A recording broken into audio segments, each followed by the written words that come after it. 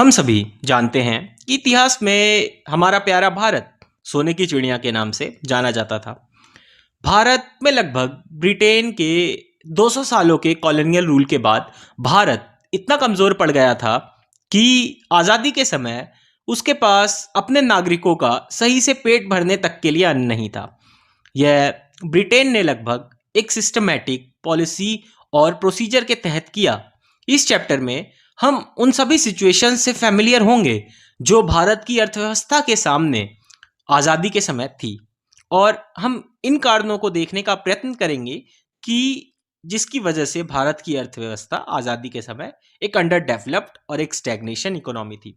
जिस समय भारत में ब्रिटेन का कॉलोनियल रूल था, उसी समय ब्रिटेन इंडस्ट्रियलाइजेशन के दौर से गुजर रहा था। इसी दौर और इन्हीं ज़रूरतों को पूरा करने के लिए उनको एक कॉलोनी की ज़रूरत थी जो उनको सही मात्रा में कच्चा माल उपलब्ध करा सके, और भारत उनकी ज़रूरत को पूरा करने के लिए तो मिल चुका था। अब हम उन सभी रीजंस को देखने का प्रयत्न करेंगे जो आज़ादी के समय भारत की अर्थव्यवस्था के समक्ष थी। Low level of economic development. India एक इंडिपेंडेंट इकोनॉमी था प्राचीन समय से ही। रोम व ईरान तक के साथ भारत व्यापार किया करता था। भारत अपने सिल्क, कॉटन व प्रीशियस स्टोन वर्क्स और हैंडीक्राफ्ट इंडस्ट्री के लिए जाना जाता था। इन सभी प्रोडक्ट्स को वर्ल्ड वाइड रेपुटेशन प्राप्त थी, फाइन क्वालिटी का होने की वजह से और एक high standard of skill use होने की वजह से भी। ब्रिटेन ने अपने देश के उद्योगों के लिए, अपने देश के बनाए गए प्रोडक्ट्स के लिए एक प्रोटेक्शन और प्रमोशन की नीति अपनाई। Agriculture sector.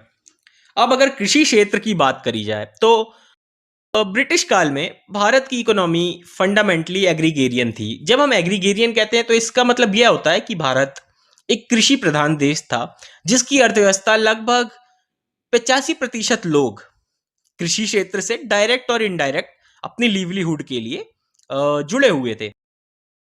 पॉपुलेशन का इतना बड़ा हिस्सा भी इस सेक्टर से जुड़े होने के बावजूद यह सेक्टर स्टैग्नेशन व गिरावट की मार झेल रहा था। एग्रीकल्चरल प्रोडक्टिविटी काफ़ी कम थी।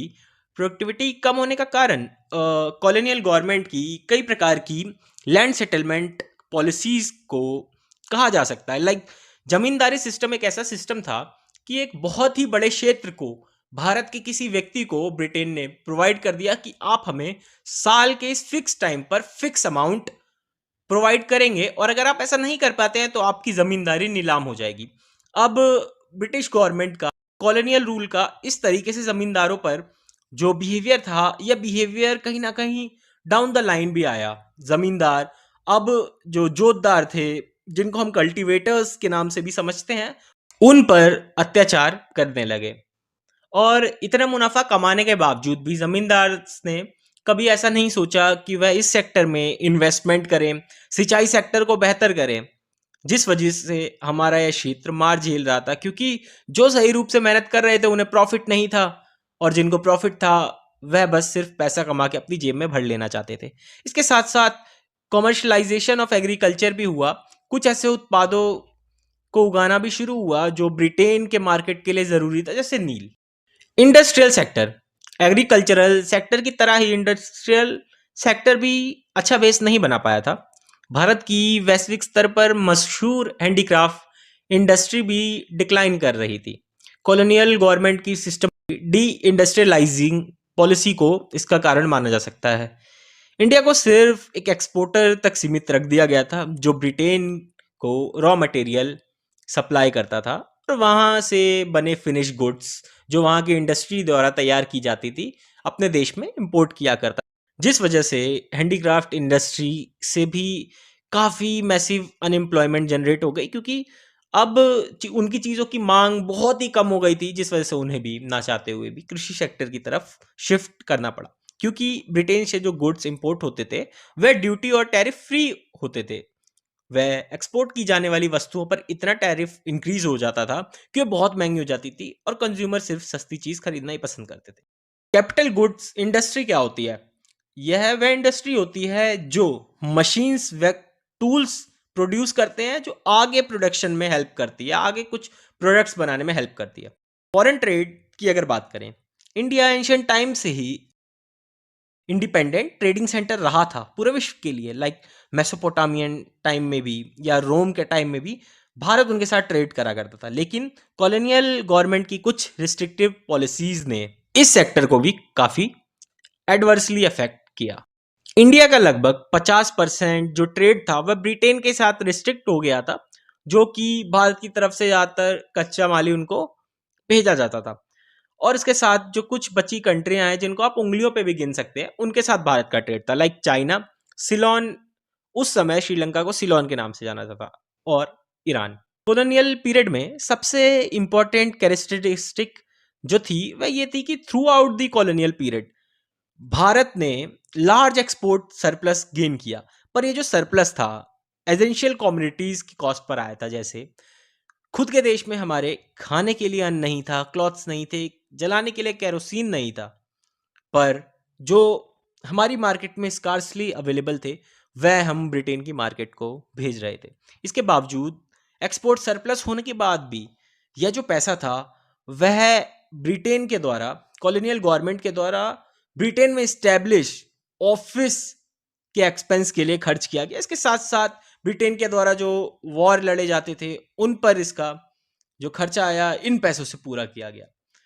डेमोग्राफिक कंडीशन, डेमोग्राफी अगर हम बात करें तो यह पॉपुलेशन से रिलेटेड होती है। पॉपुलेशन से जुड़ा age, gender, education, income, job status, वह इस डेमोग्राफिक कंडीशन के पॉइंट में आते हैं। 1881 में पहली बार भारत में सेंसस हुए। इसने इंडियन सोसाइटी की जो उस समय की अनइवनेस थी उसको शो किया। ऑक्यूपेशनल स्ट्रक्चर, लोगों की जॉब प्रोफाइल, अगर सेक्टर्स की बात करें तो बेसिकली एग्रीगेरियन इकोनॉमी होने की वजह से लगभग 75% जनता कृषि से रिलेटेड थी। सिर्फ 10% जनता ही मैन्युफैक्चरिंग सेक्टर से जुड़ी हुई थी, और 15 से 20% लोग लगभग सर्विस सेक्टर से जुड़े हुए थे।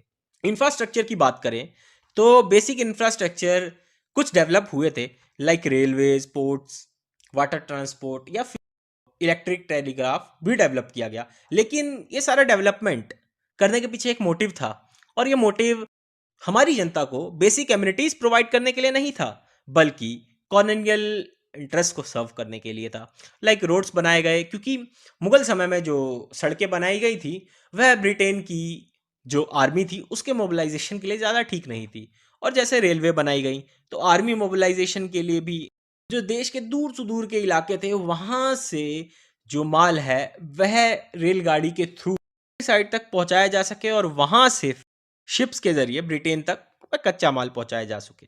ब्रिटेन ने रेलवे भी लगभग 1850 में इंट्रोड्यूस कर के एक दो जो कंट्रीब्यूशन है वह भारत के लिए भी अच्छे रहे। जैसे अब लोग दूर दूर की यात्राएं करने लगे, और इसके साथ साथ जो भारत के लोगों के लिए जियोग्राफिकल और कल्चरल बाउंड्रीज थी वह भी टूटने लगी। और इलेक्ट्रिक टेलीग्राफ जो सिस्टम स्टैब्लिश करा गया वह लॉ एंड ऑर्डर को मेंटेन करने के लिए करा गया, जो उनके हित के लिए ही थी, ताकि उनका जो ये राज है वह स्मूथली चल सके। एट लास्ट अगर हम कंक्लूड करके बात करें तो 1947 में जब भारत ने इंडिपेंडेंस पाई, जो काफ़ी लोगों की सेक्रीफाइस के थ्रू आई थी, काफ़ी लोग शहीद हुए, तो 2 सेंचुरी लॉन्ग बाद जब उनका ब्रिटिश का कॉलोनियल रूल टूटा तो इंडिया की इकोनॉमी के हर एस्पेक्ट में यह क्लियरली विजिबल था कि भारत एक कॉलोनियल रूल के अंडर एक कॉलोनी रहा था।